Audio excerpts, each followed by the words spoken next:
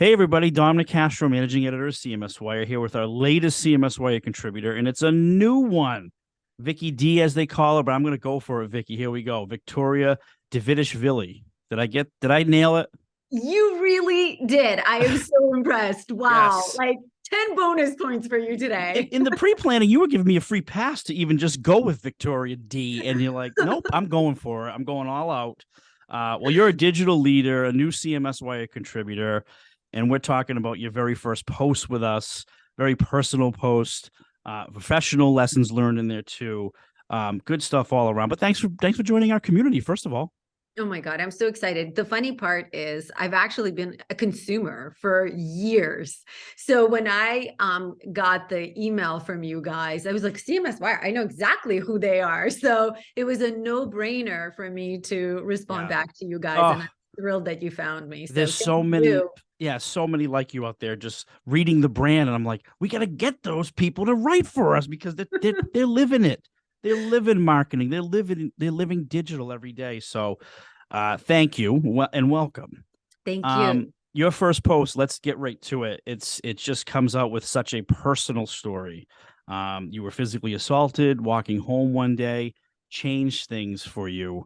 I mean, it was a serious matter. You had to go to the hospital. There was talks of concussion. I mean, it was just the article describes it so well, so vividly. It was like you felt like you were there, and it was scary. So let's start with this moment and what it did for your life. Yeah, absolutely. So I'll kind of set it up for you a little bit. I was having one of those like really tough days, the day when everything is going wrong. So I decided to step out. It was December. I live in New Jersey. I work in New York City. So I decided to step out, get some fresh air. It was actually a semi decently warm evening, Mm. right? For December in New I'm Jersey. I'm in the Boston area. We cherish those rare moments. We're like, this is actually pretty nice. Hey, I'm a Boston girl from heart in my heart. So I'm Boston through and through. Love it. Let's go, Tom Brady. Oh my God. Oh, don't Last bring it up. night I was like, my God, the Patriots aren't even playing in the It Super was Bowl. Like, weird. right? I was like, who do I root for? I was like, I don't even care. The Pats aren't playing. Same. I know us Boston diehard fans, but anyways, not to digress. But Mm. to make a very long story short, I went out, got some fresh air. It had been a tough day. It's only like 7:30, and the funny part is that it happened in a very safe town. I live in a very, very safe neighborhood in New Jersey. Bedroom community of New York City. And so I step out for a walk. As I'm about to head home, there were two young men who attacked me from behind. One held me down, threw me to the ground. The other one grabbed my stuff, ran away from me. And, I was in the middle of texting my 10-year-old daughter, just letting her know that, hey, like take some fish out of the fridge because we were going to make fish burgers. But anyway, so I chased them down, and I was very fortunate in that there was a cop, and, we were able to catch the perpetrators. I got everything back, but I did end up spending the whole night in the hospital. And in the hospital, I was faced with so many different pieces of news. One is that they had found blood in my brain. The second one was that Mm. I was hardly moving, walking, and I'm a runner. So for me to get the news of, we don't know when you're going to be able to start walking and whatever again, they didn't know if I needed plastic surgery because I had such devastating wounds to my face. So to make a long story short, it was quite traumatic. But, we as humans, we have a choice. Every morning we wake up. We have a choice of how we choose to see our life, how we choose to see our situations, and what we choose to take from a certain situation. And so what had happened was, when all of this transpired, there was a ton of news coverage around this incident because it was so highly unusual. So New Jersey, Long Island news, all the surrounding tri-state Mm. area, this news was going everywhere and everyone was writing about it. And so there was a choice where I needed to make. Do I continue to hide behind the articles, or do I come out of the shadows, and do I actually go and post about it on social media?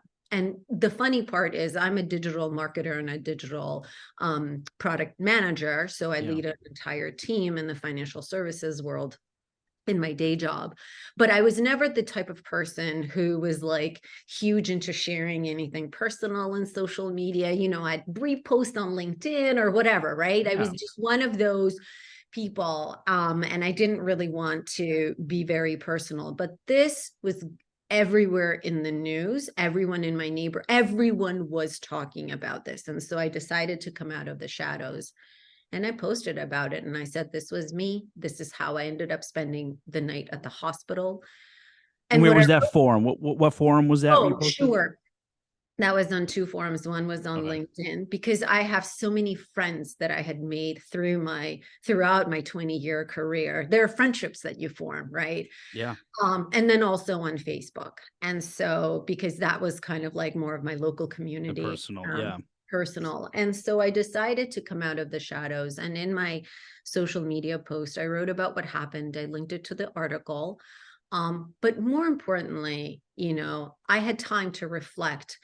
And as part of that reflection, what came to me, at least while I was in the hospital, was I could feel like a victim, or I could look at this through the lens of gratitude.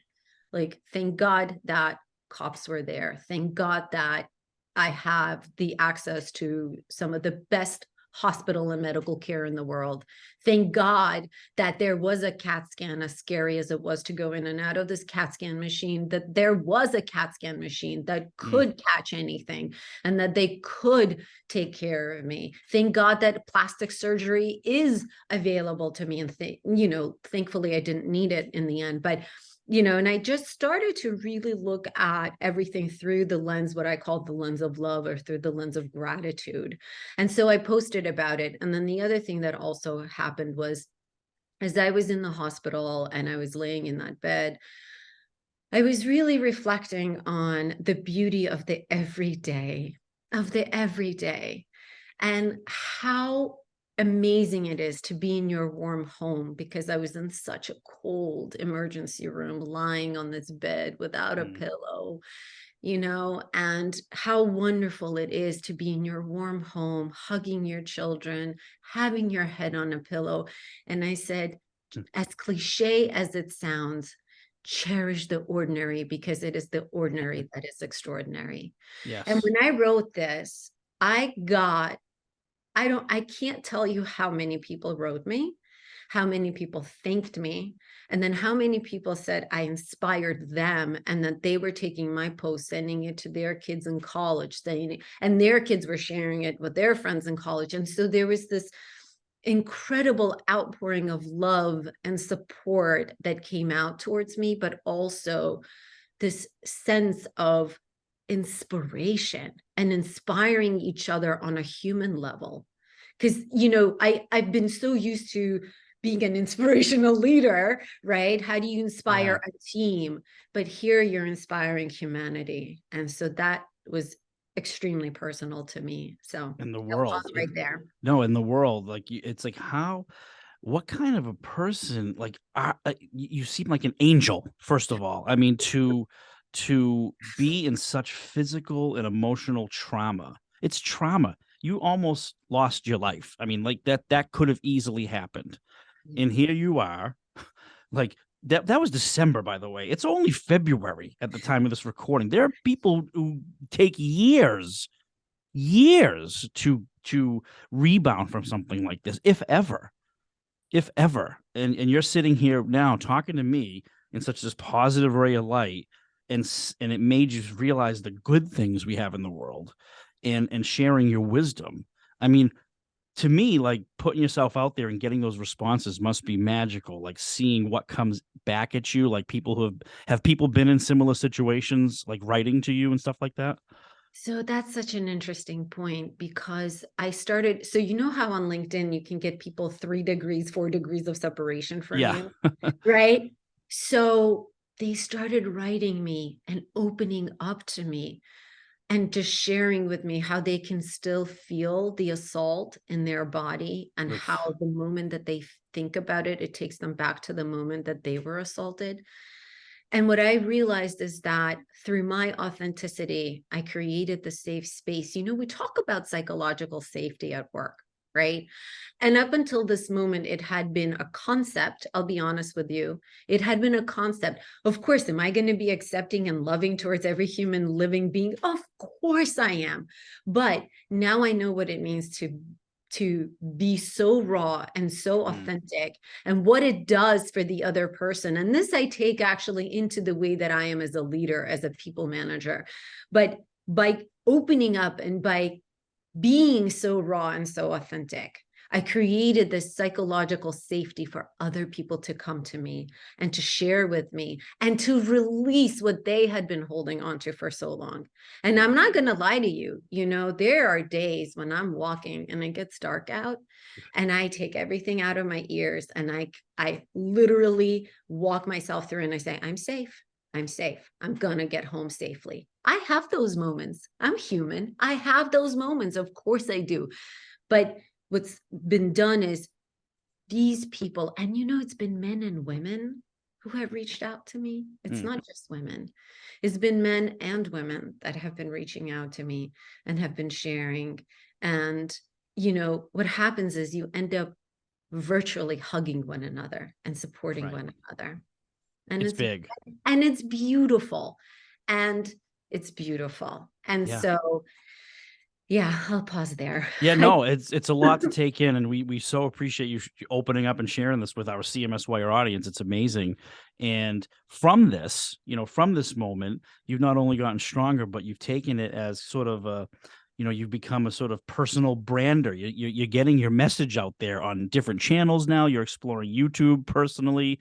By the way, I would love to see some of those videos. We'll throw the link in the article and everything. To your personal website, if you like, your personal YouTube. And then you've taken all this energy and excitement around, getting your message out, being authentic, being genuine, being empathetic, sharing your personal horror story and taking good from it. You've also taken that to your larger team. So it's like our audience is always trying to figure out, like, how do we get better at telling our story? And now this is your mission. You're telling your story. And you're even taking those lessons into your larger team and your day job. Yeah, no. So yes. And really, I'll be honest with you. I'm at a point where I'm like, I'm moving on from what happened, and here's how I'm evolving. And I love the fact that I'm evolving as a human being, right? Growth is so scary and it's so uncomfortable, right? But we grow the most in the gray space when you don't know what's going to happen, right? And so what this has led me to do is, because of this outpouring of support in the world, I've actually been inspired to launch. People have been saying to me, Vicky, can you coach me? I'm like, I don't have the bandwidth to coach. I'm a mom. I have like a pretty big job, It's like, whoa, wait a minute now. All right. I'm willing to share my story, but I need to do it through my content. I can't take consulting gigs now. That's exactly maybe right. Down the road. That's exactly right. I'm like, I cannot be a personal coach to people at a personal level because, I think about hour, right? Yes. So I'm like, hour by hour, no way, like I can't do it. But the question that I had been asking myself, and that was my second follow-up post on LinkedIn, it was, what am I to learn from this? And what am I to teach from this? And so this is the teaching component. So the teaching component has been that I've decided to launch my own YouTube channel, Vicky D. I've launched, talk about being somebody who was behind the curtains, afraid of social media, to really be authentic in the social media, to now it's like, here I am. What's up? Yes, right? Like your heart is like wide open now because it is coming from a place of mission, purpose, and wanting to help people. Yeah. But, I've launched my YouTube channel. I've launched my own website. I've launched TikTok and Instagram and like all of these digital channels. And the funny thing is, right, I've always worked at large companies. Early on in my career, I've been at startups, which was awesome. And I loved it. And in fact, like my MBA is in entrepreneurship. I've always dreamt of being an entrepreneur. Let's just say that, right? And I've always worked on the cutting edge of technology, which I've always loved. But the thing that you don't realize about working at a large company is that you actually have like this magic wand. And the magic wand is all the amazing resources that are at your fingertips that you don't realize. So, hey, like I come up with an idea, we should do a social post. awesome. I've got a social media team. I've got a content team. I've got people I've got my writers just coming to me like, Vicky, sign off on this. Awesome. Like, what's the voice that we're going to come across with? And like my social media team will come and like run, but they just run it by me. Like, I don't have to worry about what are the words going to be and how do I even press the button to post this thing, right? Like, I've never had to figure this out. So in my personal brand, though, I don't have resources like that, right? Everything's coming out of pocket. So obviously I'm doing everything myself.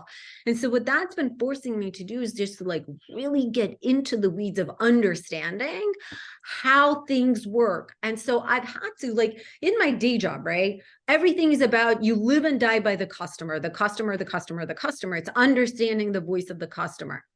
And I always talk about it. And I've got like all of these amazing reports that would come to me with data and numbers and verbatims. But again, this was content that was already coming to me prepackaged. Whereas here, I have to figure this out. So I'm like, all right, so where would my customer start? In fact, who is my customer? Who's the huge question? Yep. Who is it? What do they look like? Do they look like me? Do they look like someone else? Like, I had no idea how to start. And so I went and I read and I'm like, so how do you even start? And do you know what I learned? If you want to start, just start. And then what's going to be the beauty of it is that the more that you're out there, the more the algorithms are going to start to tell you. So for example, YouTube has been such a plethora of data. I'll give you some of my ahas where I've been like blown away. So I had a hypothesis of who my customer is, and I assumed it would be me, and it's not. Let me just tell you that, right? And I will tell you who my customer is, shockingly.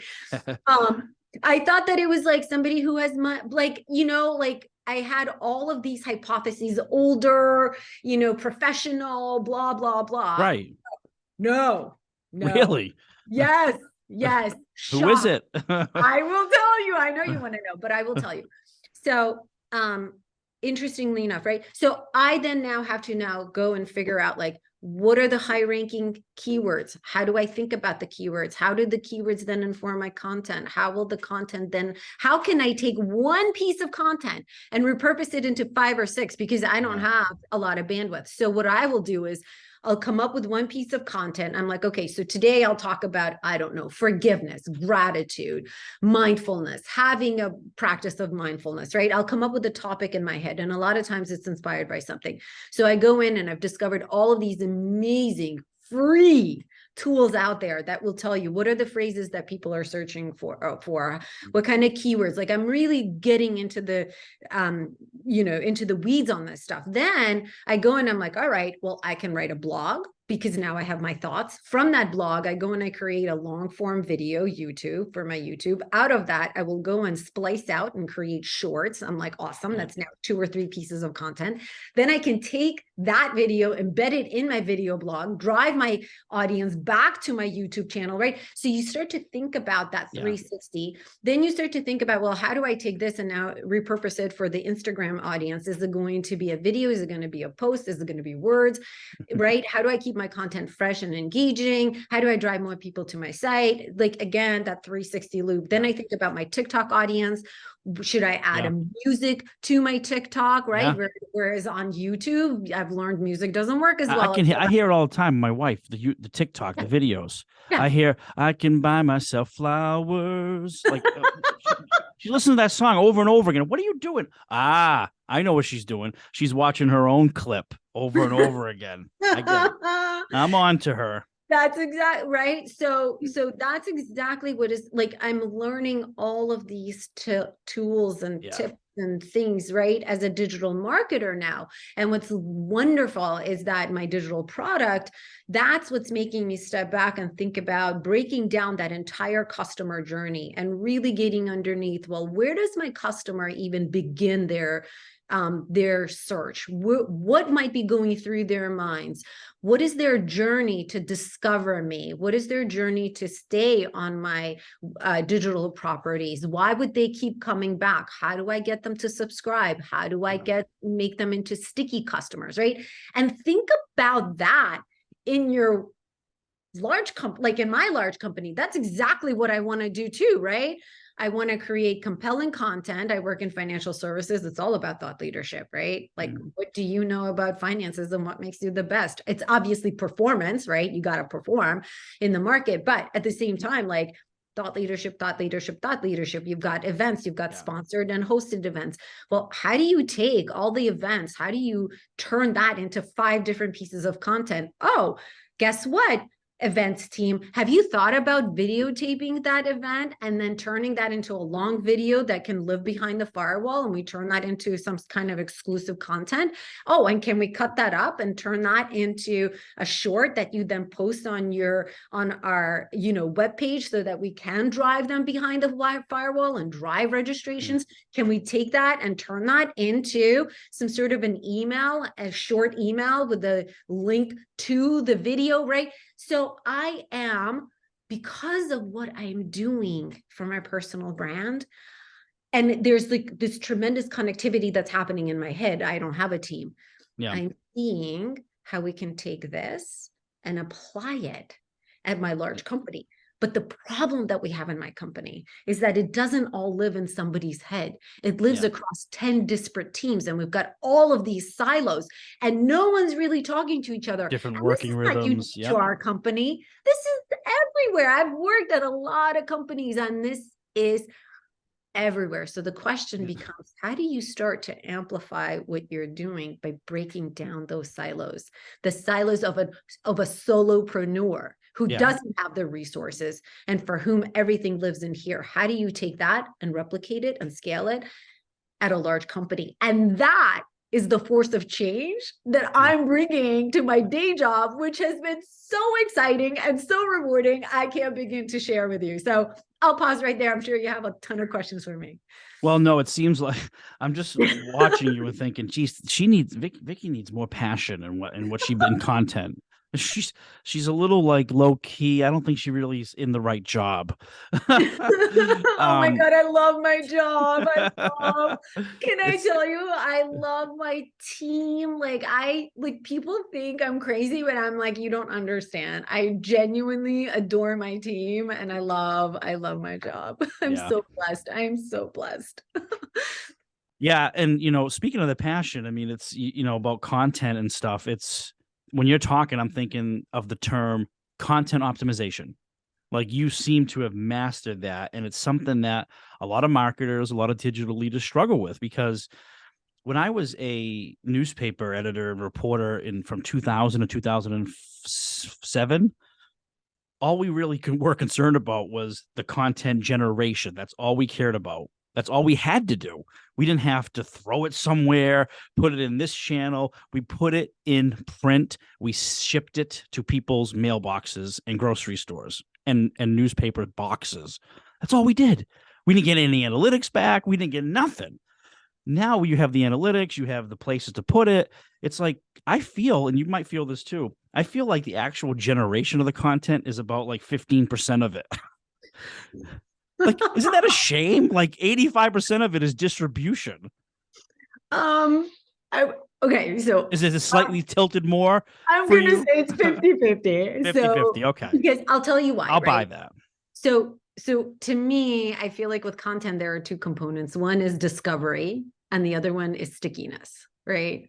So the discovery is where the algorithms come in, right? And you have to know, like, sadly, how to play to the algorithm. And like, I'm learning this, right, as we go along. So, and the thing is, like, Google is always changing its algorithm too. So you have to, like, if you want to drive the right, most relevant traffic to your site, then you have to understand the algorithm, the power of search, and how do you optimize your content so that your content can actually be found. So I do think that that's like 50% of the puzzle, but the other 50% is your content has to be good, or you will lose your audience. Yeah. So I will, for example, watch which of my YouTube videos perform well versus not, right? And you can literally see where people are dropping off. So if it's a 10-minute video, did they drop at minute 3, or did they stick around until minute 7 or 8? And then there are little tips and tricks that you can use where you're introducing the video.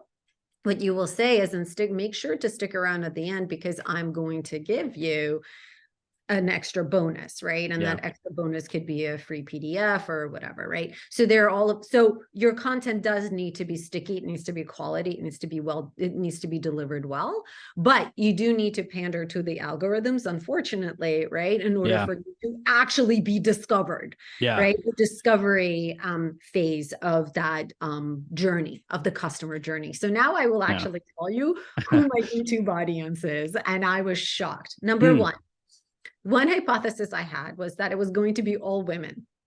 Like, only women will want to hear about forgiveness and mindfulness and gratitude and living with 50-50. Wow, down the middle. Down the middle. The guys are in. The men are in. And do you know, so I actually use a lot of different social media platforms. So I took that insight because I'm a digital marketer. That's what I do. I look at my data. I live and die by my data. I took it and I created a post around it on Reddit. And Reddit tends to, and I said, shout out to all the men who are focusing on self-development, self-improvement, self-worthiness. And then I did a post about it. And I'm like, I run a YouTube channel. This is what I'm uncovering. And I'm seeing engagement. I see engagement from men about confidence.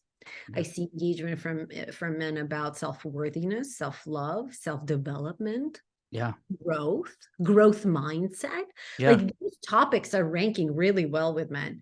And so it's ranking well with women too. But what I'm saying is I had an ignorant hypothesis that only women would want. So this just goes back to show you that you don't always know your customer and how important data is to understand your customer and who that customer is. What are they engaging with? How are they engaging with it? Which platform are they engaging with you on, right?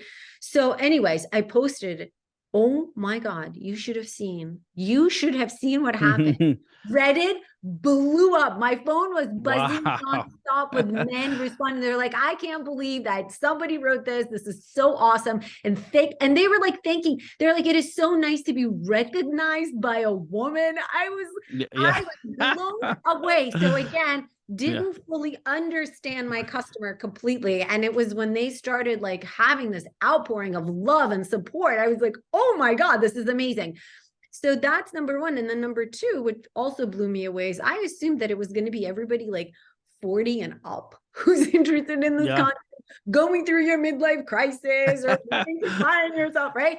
Again, had all of these hypotheses because I thought that the people I would attract to me would be people that look like me. But guess what? I was again so wrong. So not only was I wrong about the male-female split, I was wrong about the age groups. When I look at my data, the most engaged age group is 18 to 44. I mean, it breaks it out into 18 to 24, 25 to 35, right? And I look at, but it's literally third of my audience is just like in that bucket of 18 to 44. So what's that telling me? That these are the people who are looking for self-development, self-growth, transformation, really seeking themselves. So I'm just sharing with you very authentically about how wrong I was about my audience. I was so wrong about my audience. But now that I understand my audience, now that I know what is important to them, what content they value. So again, content, the quality of your content matters, right? So the content that I'm putting out and whom it's attracting is uber important. So content has to tie back to your audience too. I think a big question a lot of content producers might have is, or a wannabe content producers, wannabe self-branders, want to get better with their own brand and their companies, is how do you keep up? You know, that first blog post, everyone like nails it. They're like, I'm gonna blog, I'm gonna YouTube. How do you find the time? You have a personal life, you know, you have a family, you have a full-time job. How do you do it? What's your strategy day to day to actually keep up with the content? Like, you know, do you do it at like midnight when you're all done for the day, like 6 a.m.? No, so here's the other thing about content. Daylight is so important for videos because you don't want to be recording videos when it's dark out. Like, I have never thought about that as an issue, but oh my God, is it an issue? So I actually have a system. So my system, like you have to have systems in life to be successful. I do the same thing at work, right? So the way that, and I teach my team to kind of do the same. I'm like, guys, let's not do like 10 things for 10 people. No, you cannot be all things to all people everywhere. Like you got to prioritize. So I have this rule of threes. So my thing is, what are my top 3 things that I'm going to accomplish at work today that are my highest value? And then if I have anything else, awesome. Like that's just a cherry on top. But if I accomplish those 3 things, I know that I've delivered value to the organization. I've delivered value to my team. So those are my high value activities, right?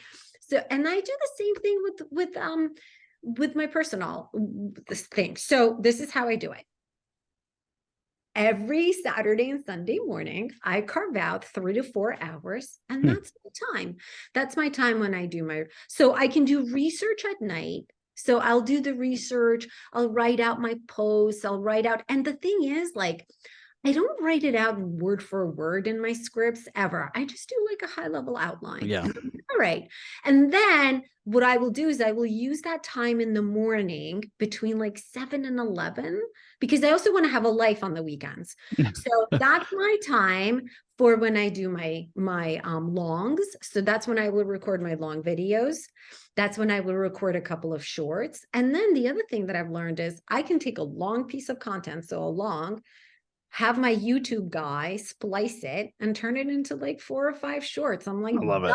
Boom. So if I can get, and what, like, how long are longs? Like what, 5 minutes, 10 minutes, 15 minutes? So like 3 hours, you could totally get that done, right? And then you can take that piece of content and you write it out, and it's not that, it's actually not that hard. The thing that I will tell you is, whatever you do in life, whether it's your job, your day job, or whether it's something that you're doing on the side as a side hustle, don't make the outcome money. Don't make the outcome money. Make the outcome joy. Yeah. Love for something. Because you will never achieve greatness. You will never want to keep going when it gets really hard if you're not committed, if you don't have the conviction, if you don't have the passion, and if you don't have the genuine love for what you're doing. I can tell you that when I get YouTube comments or Reddit or wherever, and people write me, thank you, this is exactly what I needed today, I have tears in my eyes, because it's powerful. I'm making a difference. At work, I'll be very honest with you. Do I do digital marketing? Sure. Do I do digital product management? Sure. But do you know what I really do? I am there to serve my team. I am there. I hear that. My team shine. And when I have one-on-ones with my team and they tell me things like, Vicky, this is the first time I feel seen or heard in 3 years. This is where vulnerability comes in. I literally on Zoom, I cry, and I'm like, my God, as a leader, like, what? But I well up, because I know I'm making a difference. And that's why I love my job, because I know I'm making a difference. I come in and, I know I'm like very passionate about my job, and I'm like very vocal about like the things that we should change is in like operate more smartly, right? And what we could do more of, bigger of, differently. I know, right? I'm bringing that like technical expertise to the day job. But when people are like, Vicky, we rally around your passion. Vicky, I rally around you as a leader because I know that you're going to make a difference. That's what keeps me going. And that is why I love my job. It's the people aspect of it, and the difference and the change that you can bring about. So do that thing in your life, and you will excel. So many people do things for just money, and it's not enough. It's not enough. I wish we had a live audience right now. Like, I wish we were like, Jimmy Kimmel, right? And a guest, like I was Kimmel. And because I would, if we were, I would look to the crowd and say, Did we forget this woman was mugged like a few weeks ago?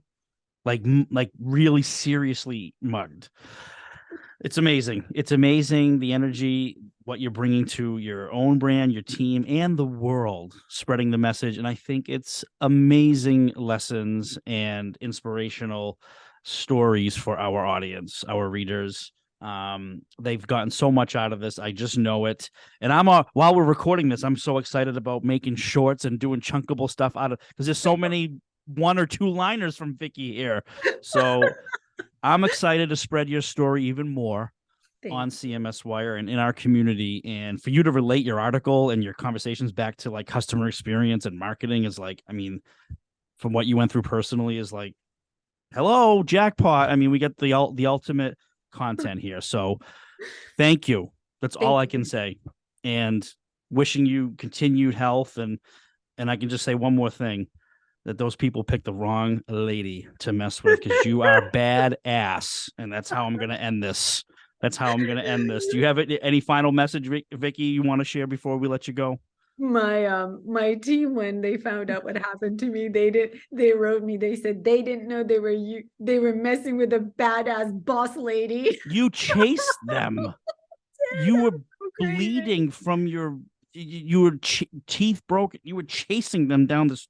You were chasing them. But you know what?